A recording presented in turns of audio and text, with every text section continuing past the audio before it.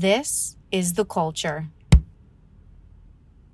Hello, everybody, and welcome back to another episode of the Cinema Wave Podcast. Love is in the air, everybody. It's romance season. We are talking about our favorite romance movies of all time for you guys for this special Valentine's Day exclusive episode. I am one of your hosts. My name is Darian Scalamoni. I am joined by Liz Seiko. Hey. And also Zach Miller. How's it going? So we're all in relationships. We all like romance movies. So this is like me doing my John Mulaney. So let's just talk about romance movies, right? There's a lot that we've discussed going into this episode. Liz had an initial list of 48 movies that she has managed to whittle down. 48? She's 48? We were doing two. That's me exaggerating. Obviously. Two. Liz is like, it wasn't 48. It was 40, like, 45. Okay, 45. Come on. Fair. It was 45. But we're going to start with... we're going to give our honorable mentions first, just quickly saying them, and then we'll go around and we'll start. We're each going to talk about two movies in a roundtable sort of discussion that we picked, similar to what we did with our holiday episode. So if you guys like that format, this is the podcast for you guys, and let's get into it. So here are some of my honorable mentions, and I want to first say to everybody, this does not mean that these two movies that we are going to discuss are our absolute favorite romance movies. They're just ones that we thought were significant that we should highlight.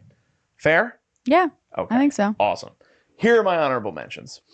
10 Things I Hate About You, Brooklyn, His Girl Friday, Her, La La Land, and Forgetting Sarah Marshall, which almost made my two, but then I pivoted. It got pushed. Those are my honorable mentions. Liz, what are your honorable mentions? My honorable mentions are the iconic Titanic. I'm sorry that we're not talking about it today. Sorry, too long of a movie, too long of a discussion. Yeah. If Beale Street Could Talk, Pride and Prejudice, 13 Going on 30, 27 Dresses, and a very emotional Have Tissues With You, Atonement. How did I know 27 Dresses was going to squeeze its way into that list? Because it's so you good. Love that movie. It's so good. We should do a watch along for that one. I've never seen it. You've never, Zach, No. have you? No, but I've seen is it Bride Wars with Anne Hathaway? Yeah. And Kate Hudson? Hudson. Yeah, It's yeah. not Upton. I was like, okay. Yeah, but different vibes. Like Bride Wars isn't really. Is 27 Dresses Katherine Heigl? Yes. Oh boy, that's a trip. It's. I like only know her from Knocked Up. Look, it's an honorable mention, DJ. It is. It's an honorable mention. Liz, it's a great movie. Listen, 27 Dresses, 27 times a bridesmaid. You gotta love it. That's fair. Would you do that 27 times, Bradley? No. I mean, You're on the trajectory for that currently. you're on pace. I'm only at 26 right now. Okay. So, All right. Fair. Fair. My honorable mentions yeah, please. Jesus. are Brokeback Mountain, Okay. Marriage Story, two very heartwarming Yes. movies. But Get your popcorn ready, everybody. yeah, and the knife that will gut you at the end of them. Casablanca, classic. The Apartment by Billy Wilder. Okay. I don't know if any of you guys have seen that. And When Harry Met Sally. Mhm. So some pretty good ones. Pretty good ones. So, Yeah. despite all of those being honorable mentions, we have 6 movies that we are going to talk about, and we're going to start with one of mine, right? Yeah. Okay. I'm going to start with the one that I shottied as soon as I knew that we were doing this episode. Because it is my favorite romance movie of all time, and it is About Time. And it came out in 2013, directed by Richard Curtis, who also did Love Actually, which is the romance movie that I feel like a lot of people associate with not only the genre, but also his filmography. He also wrote it, and it stars Domhnall Gleeson, Rachel McAdams, and Bill Nighy, as well as a young up-and-coming Margot Robbie and a young Yes. up-and-coming Vanessa Kirby. So he had his eye on some talent back then. He knew what he was doing. So this movie, if you guys haven't seen it, this movie is about Domhnall Gleeson's main character, who his name is Tim, and he discovers when he turns 21 that he has the ability, when you turn 21 in their family as a man, that he can time travel. And basically, it stems from this whole emotional pull throughout the movie where he has to really decide how many times he's going to go back in time to prevent certain bad things that happen in his life and surrounding his life, or he will wind up losing the people that he loves the most, especially Rachel McAdams, who eventually becomes his wife, and her name is Mary. So I just really like how this film was able to sort of genre blend in a way that felt very natural. Mhm. Like it wasn't time travel-y in a like it's technically a fantasy movie, but like it's just because there's a time traveling element. But the only thing that you see in the time travel is that he goes into a closet and then when he comes out, he's in a different time period. Yeah. Which I love because it still keeps it very grounded. This was like my introduction to Donald Gleason, who I think is like such a supremely talented actor, and he's proven now, especially with things like The Patient, which he did recently, and even I mean Star Wars to a much more like cookie cutter level, but he's able to show that he can do a lot of different things, and even play a really great like hapless romantic. And he shares the screen with Rachel McAdams, who is going to be highlighted many times because she's like the queen of romance movies, like especially within the last 20 years. She's the it girl. She's definitely the it girl when it comes to the romance genre. And Lil Dicky wrote a whole song about her because she's amazing. But yeah, I absolutely love this movie. And again, Richard Curtis comes from a very strong lineage of romance films between Love Actually and Notting Hill and Four Weddings and a Funeral, which I also love. So there's a lot that he understands about the genre, and he does really well about the genre. And I just really love the movie a lot. Have either of you guys seen it? I have. The first time I think I saw this was actually on a plane. Okay. And I think I had just been like hearing like, oh, you know, like it's good. And so then I watched it. It's really great though. I love that. Like not to get into spoilers for people that maybe haven't seen it, but there are very heart-wrenching moments also that aren't the typical trope of like a romance movie where it's like the relationship necessarily. It's more on a bigger scope of decisions that he has to make, not just like trying to get the girl. It's like actual big life decisions that he has to choose between, which is just nice to see in a romance movie rather than like, I don't care, I'm gonna go get the girl. Yeah, I agree. And there's a great juxtaposition between him trying to fight for what he wants to do and the direction he's going with his life with Rachel McAdams' character, but also the relationship he has with his father, which I think is like one of the better relations. Like this and Beginners. I don't know if either of you guys have seen that either. No, I haven't. A really good movie with Ewan McGregor and Christopher Plummer. But those are like two of the best portrayals on screen of really great like father-son, because you don't see that a lot. I feel like it's usually the other way around. It's like mother-son or like father-daughter sort of thing. But yeah, I really love this movie. Zach, have you seen it? Yeah, I have seen it. It's a really good movie. I really like the Groundhog Day style that they do, the recurring stuff that's happening. And I really just appreciate romance movies that blend drama and comedy because it gives that bigger punch, I think, at the end of the day. Some of them can be cheesy, but other ones like this have a harder punch, especially because they raise the stakes higher with a time travel element and he might lose everything. And I like how he has to reconfigure like navigating his relationship again and like what are these moments to win somebody over and stuff like that. So I like seeing those situations where like we also think about like things that we would change and go back and change if we could. So that movie really taps into that too. So I like it. Yeah. But yeah. All right. So that was my first pick. Liz, what is your first pick? My first pick, I'm going to go with, honestly, probably one of the first romance movies that I remember watching, and that is The Notebook. Rachel McAdams, Great Super 2. Let's just keep it going. It's a staple It around is. this time of year. It is. What can I say about The Notebook that doesn't spoil it? If anybody has never seen it before, it is a story about a couple that fall in love with each other, but they also have class separation that prevent them from progressing their relationship.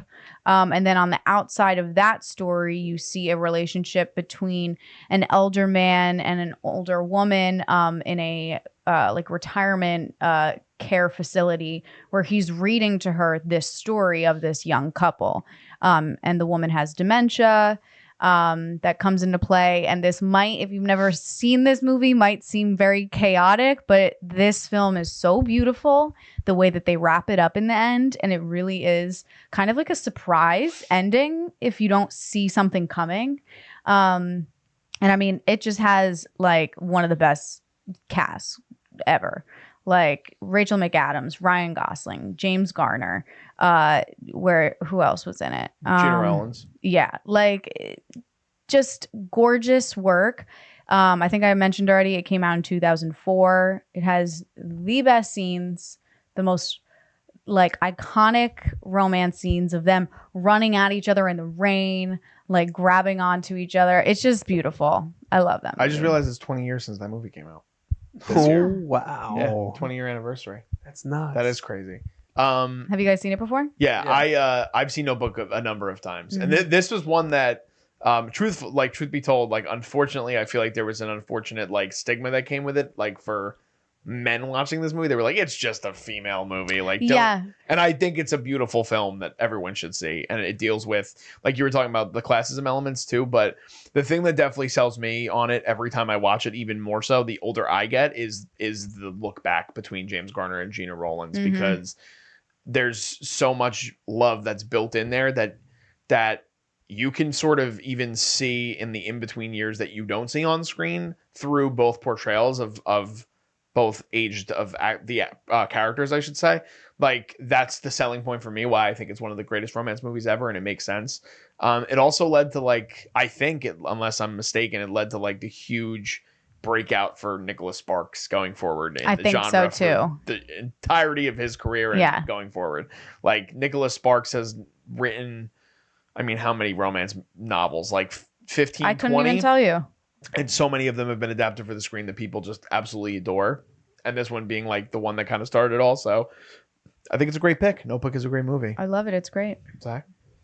Yeah, I also every time I think about the Notebook now, I think about the time when Rachel McAdams and Ryan Gosling did that kiss on the stage because they were nominated for Best Kiss at like MTV Awards or something. Yeah, so that was hilarious too. I mean, the very 2000s of that like award show too, because like they were all just that award show was so like of the time. It was so funny. Like everyone had the craziest like sunglasses and like tilted hats. That was so funny.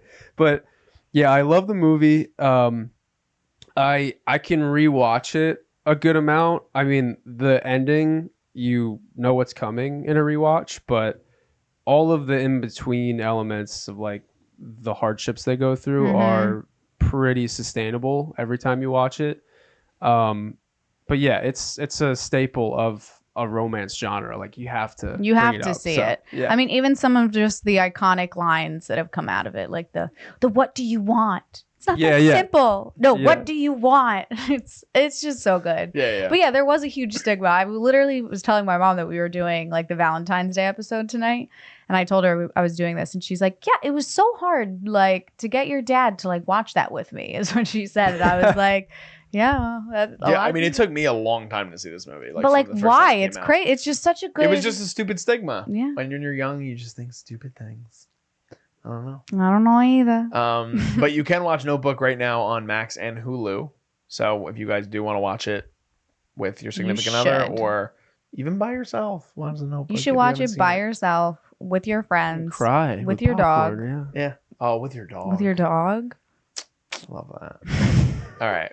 The Notebook is Liz's number one. Zach, what is your number one? My number one is Crazy Stupid Love. Oh, probably going back to Gosling. Yeah. Wow. Okay. We just keep. Wow. Yeah, we are just jumping here. The dots, everybody. Yeah, this man was establishing his Kenergy like day one. Like, yeah, this is definitely a Kenergy movie. Seriously, actually, when I think about it, like he is the macho.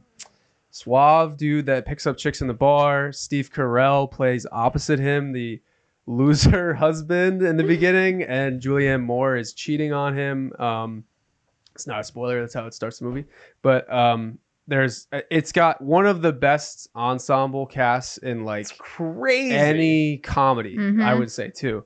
And but another thing, like going back to what we were talking about, like how it blends drama and romance and comedy with the plot. Like I've never seen a better structured romance movie than this one, because there's Ryan Gosling's character arc and then there's Steve Carell's character arc, and how they both intertwine and affect each other throughout the movie. So I really like the payoffs that come out of that, and then all of the chaotic scenarios that they go through are just like distractions from the main plots too. So I really appreciated everything about this movie because it just felt very cohesive, and the ending is like one of my favorite endings in any comedy. It's so good. Like it's so good. So set up. David Lindhagen. Yeah. I think that this is like close to being like a perfect film for the genre.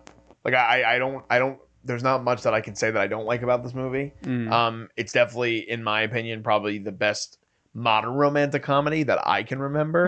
And the ensemble stacked. I mean, Steve Carell, Ryan Gosling, Julianne Moore, Emma Stone, Marissa Tomei, Kevin Bacon. Then you also have John Carroll Lynch. You have Joey King in smaller roles. Dan Fogel. So here's the interesting thing that I didn't even realize. Dan Fogelman wrote this movie, and his filmography is very unique. Like, first major script that he wrote was Cars. Wow. So he went from Cars to That's Fred crazy. Claus to Bolt to Tangled to Crazy Stupid Love. Good for him. And then he winded up doing a couple of when there was that interesting push for like a 4-year period of just putting old actors in movies like Las Vegas. Do you remember that? With, No, like, I don't De Niro. remember. Wow. It's like De Niro, Michael Douglas, and Oh, like, they those go to kinds. Vegas. Yeah. Yeah, and then he also wrote Danny Collins, which I actually kind of like. But he also created This Is Us, which is like this wide spanning just story about humanity and love. And I think that even in a movie as simple and silly as Cars, that is about literal automobiles being animated, I think that there's such a humanity to those characters that he brings to Crazy Stupid Love that sort of elevates the comedic part of it and the romance part of it, and like kind of what Carell is hoping to get out of trying to essentially win his wife back.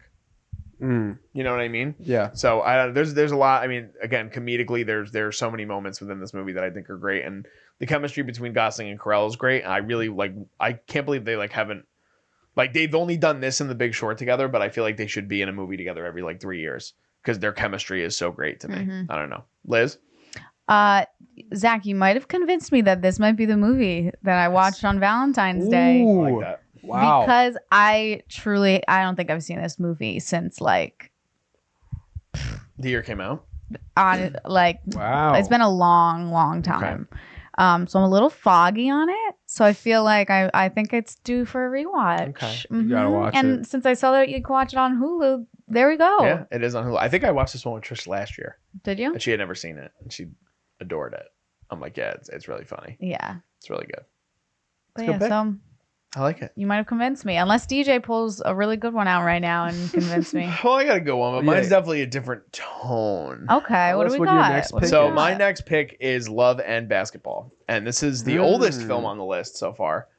This came out in the year 2000, and admittedly, I watched this movie for the first time last year in 2023. It was just random. I just threw it on randomly, but I had heard such great things about it. And I do think it's one of the best dynamics on screen between a couple that I've ever seen. So it's Sanaa Lathan and Omar Epps play the two lead characters, and they start as neighbors who are just like best friends, and they kind of like similar to like what a lot of people go through in this. Like I literally have a best friend that was in the friend zone for a very long time, and now he's married with said girl and now has a child. It's a real thing that exists. And this movie sort of highlights that. But the other part of it that's like a major part of it, which is why I like it too, is that there's like a sports element to it because they're both like incredible basketball players from when they were young all the way to when they go to college together, and they both wind up playing basketball together in college.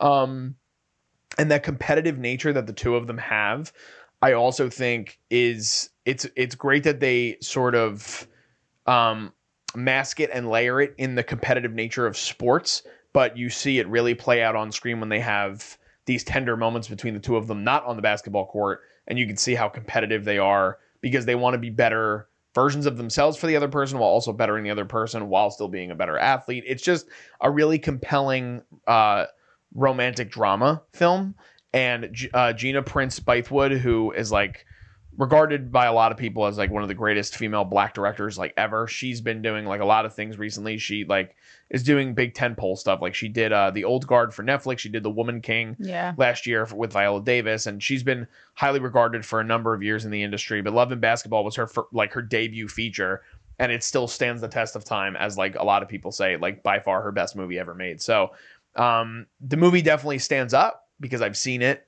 last year, and like I said, it doesn't like show its age. It's a really great movie. Also has some really good ensemble mates as well. Alfre Woodard, Harry Lennox, and Dennis Haysbert are all in it as well. So I just really love this movie, and yeah, it's a great romance film. I've never seen this movie, so I mean, it's another one this for the might list. be what I watch. This one is available to stream, by the way, on Max and Paramount Plus and Showtime. So if you guys have any of those, you could also watch it on there. No, I've never seen this film before, but I have heard like a lot about it.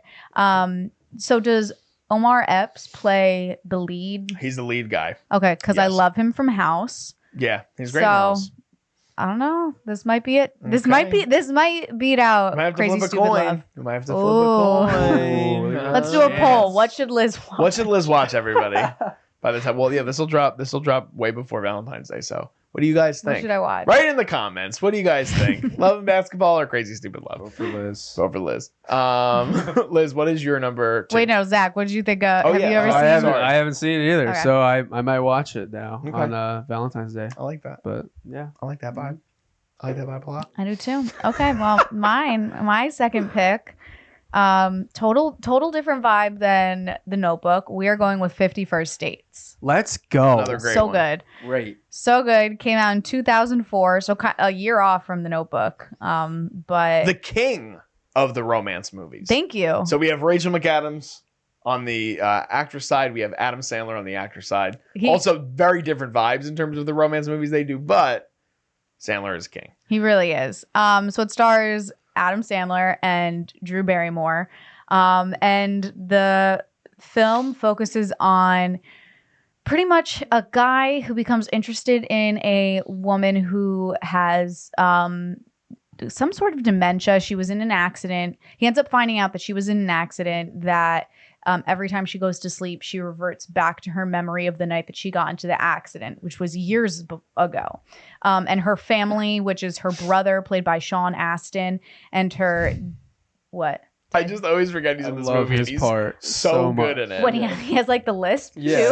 like And randomly? the, He's like, just- crop top. Yeah, Yeah. he's so good. And he's always character- working out. Just his character Always. design Yeah. as a framework is unbelievably funny. Well, I just feel like as an actor point of view, he was just his character was probably like just be the brother that helps her along, and then he was like, no, this guy's got to have more character to him, and it was like he's gonna work out, he's always gonna be shirtless, always flexing, and his dad's just gonna be annoyed with him all the time. Yeah, Sandler's so good at doing and Sandler plays, I feel like, such a big role in that too, where he like lets actors play. Yeah, be like, go. He's just like, do whatever you want. Like Mhm. literally, like, I mean, even Rob Schneider in this it's crazy. Coconut Man. with Yeah, the coconuts and the law, like It's so crazy. insane. Anyways, back to the plot. So her father and her brother kind of feed into her memory loss, and every night they get a newspaper of the same day. They paint the walls so that she can repaint it like she did the day before, and they just have a whole routine of flipping the day so that she's reliving essentially the same day over and over and over again, even though life is going on. You bring in Adam Sandler, who wants to start a relationship with her, and he now has to figure out how is he going to pursue her when she wakes up and doesn't know who he is every day. And the story that unfolds is very funny, but also so endearing, because a part of you was watching this and you're like, wow, I just like want, like growing up, I was like, if somebody did this for me, I'd be like, of course, let's like do it right now. Let's get married. Yeah. Because it's so sweet, the things that he goes through. And just the steps that he makes to, one, make her comfortable, make sure that she wants this as well. And it's a really beautiful story. It's also hilarious because it's Sandler. Yeah, Zach. Have you both seen it? Yeah, I've seen it. I love this movie too. Mhm. Like, this is a great pick.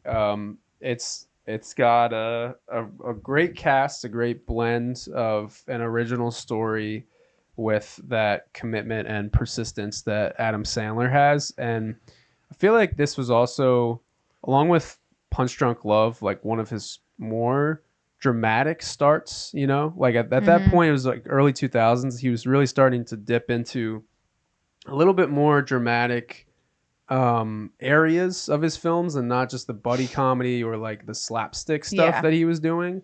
So then I think he went on to do like Click and like some other stuff like that. But and Spanglish was the same year yeah as 51st Dates. So he's like he does a great job at driving that story home and still keeping the comedic tone. Oh, and like Anger Management too, like another one. He's a little bit like dramatic, but like the situations that he's getting into in this movie are funny, but it still has the romance at the core. So I really like that. But yeah, DJ, did you have anything? I love this movie. Adam Sandler is the man. I'm like looking at his, every time I look at his filmography, I just get like giddy with happiness with how much he's enjoyed his career and how different and eclectic his career is. Yeah. Like I feel similar to you, Zach. Like I think he is such an incredibly talented and underrated dramatic actor that it's like you constantly want to see more of that from him. Always. But then like anything he's able to do in the comedic genre, he is constantly like outpacing himself all the time. Like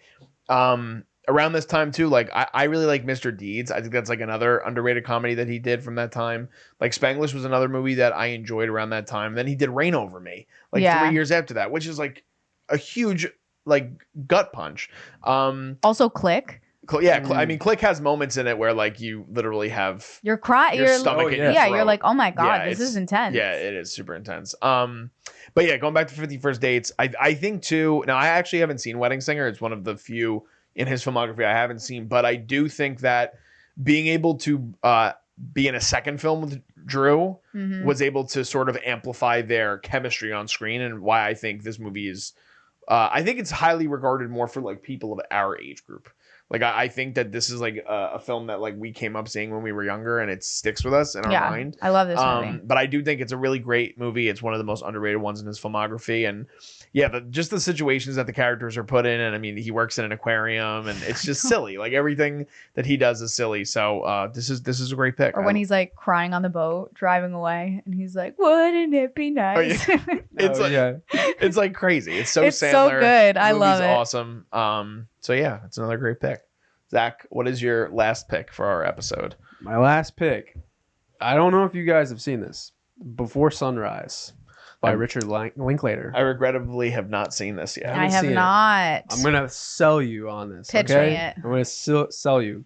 Ethan Hawke, Julie Delpy, 1995 bomb-ass romance movie. Like, it is awesome. Okay, so Ethan Hawke is on the train. He's touring Europe. And it's kind of a meet cute. He meets Judy Delpy on the train, and they just, sparks are flying instantly. They hit it off in conversation, and they both agree to get off the train to spend a night in Vienna, in Europe. So and throughout the whole movie, they are having just very deep, intimate conversation, learning about each other. Their playfulness, their chemistry is some of the best that you can see in a romance movie. It was so good, in fact, that there are 2 more movies after this. Ooh. So it's always been on like people's top. Like I was looking up other romance movies on like people's short lists for what are like the highest rated ones, and these are always in the mix somewhere.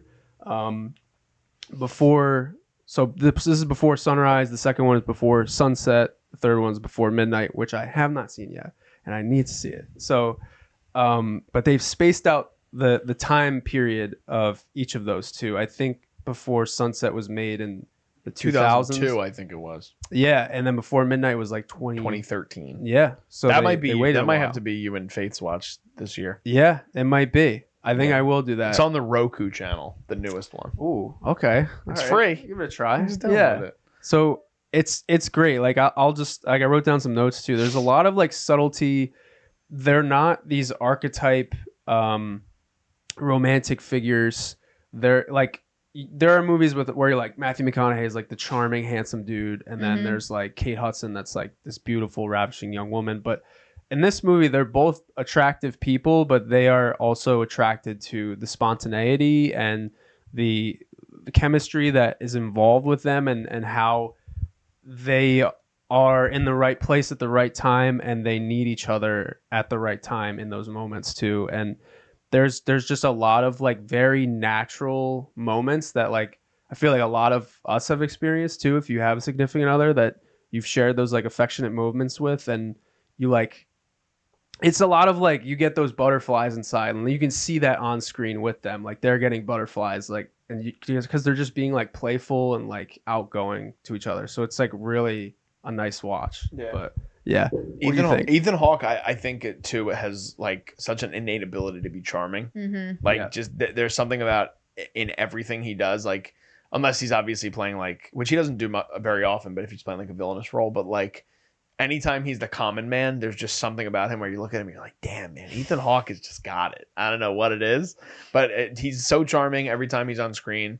He's likable even in moments where like he's not supposed to be likable, like in Boyhood, like there's obviously a giant rift between there's a rift between him and Patricia Arquette's character because they're divorced, and a lot of it is because of faults of his own, but like they showcase that like he's still such a great guy at the end of the day, and he's such a great father. He's worked with Linklater so many times before too that I think it's like his perfect collaborator. I haven't had a chance to see these movies, but I've been wanting to for a very long time. They're all on Criterion Collection, so like that's another thing, like just has an extra level of prestige to it. It's also number 185 in the top rated movies for IMDb ever. Wow. So that's a pretty legit thing for like the top 200 movies ever. Yeah, I've heard nothing but amazing things about this movie. And unfortunately I haven't seen it, so I can't talk about the specifics, but I love Linklater as a director too. And Yeah. similar to Sandler, how he's just able to do anything he wants whenever he wants. And I love the risk taking that people like that do instead of just staying in a lane all the time. Mm-hmm. Yeah. So Oh, Liz, I got a better pitch for you too. A It's better like pitch. under 2 hours. Yep. Oh. And it is like an the- hour old. and 41 minutes. And then Wow, the second that's- one is 80 minutes. So it's like an hour 20. Yeah. Yeah. That's Yep. beautiful. right in Yep. your wheelhouse. That's beautiful. Unfortunately, Before Sunrise is not available to stream right now though. Oh. But you can buy it on Criterion. Support hard media. Or maybe you physical can rent media. it on Amazon or something. Maybe. Oh yeah, you Maybe. probably can. Yeah. You probably Let's can. see. I was Think going to you ask can. you, DJ. So is this going to be the film that The you watch watch this maybe? year. I don't know. So the one, and the audience is going to shoot me for this, but the one that we talked about last week that I haven't seen yet, and it just got re-added to Netflix, that I'm like 90% positive I'm going to watch, probably with Trish, is When Harry Met Sally. Oh. I know. Great. I know. Great The fact that I have, that's like, I feel like that's one of the only ones that people put up to this movie in terms of like, I love for that sure. movie. Yeah. It's so good. yeah, I know that one. And then there's another one that I don't think is as big as that, but another one that I've been waiting to watch for a while is Sleepless in Seattle. When That's also good. Yeah, I've heard Harry that Met one good too. Sally. But When Harry Met Sally, I've heard is better. And I Yeah. love Billy Crystal. So Sleepless in Seattle's good. Yeah, it's okay. It's Yeah. good, but it's does he have a better romance movie that's like slipping my mind right now? You've Tom Got Hanks? Mail is okay. I haven't seen that one either. I've seen The that other one. Meg Ryan one. Yeah. But okay. Can you rent it on Amazon? Before Sunrise is available to rent for such a weird price, $3.79. Interesting.